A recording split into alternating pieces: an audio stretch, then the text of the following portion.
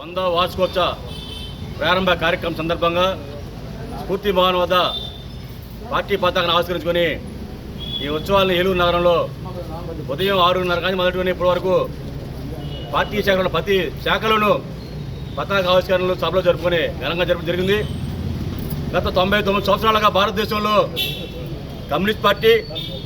దాని అనుబంధ ప్రజా సంఘాలు, కార్మిక సంఘాలు, ఏఐటీసీ, రైతు సంఘం, వ్యవసాయ కార్మిక సంఘం, మహిళా విద్యార్థి యువజన సంఘాలు అనేక పోరాటాలు చేసి ఆయా వర్గ ప్రజలకు అనేక హక్కులు రాయితీల్ని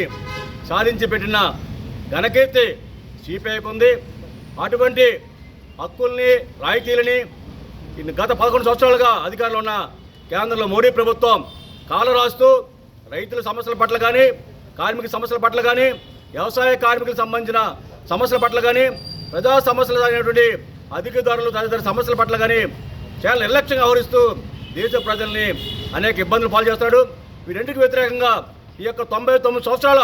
పోరాట చరిత్రని స్ఫూర్తిగా తీసుకొని రానున్న కాలంలో భారతదేశ ఐక్యతకు, సమగ్రతకు, భారతదేశ రాజ్యాంగ పరిరక్షణ కోసం, ప్రజా సమస్యల పరిష్కారం కోసం కమ్యూనిస్ట్ పార్టీ నిర్వహించే కార్యక్రమాలలో ప్రజలందరూ, పార్టీ కార్యకర్తలు ముందు పెట్టి ఉండాలని చెప్పేసి కోరుకుంటూ ఈ యొక్క అవకాశం ధన్యవాదాలు తెలుస్తున్నా.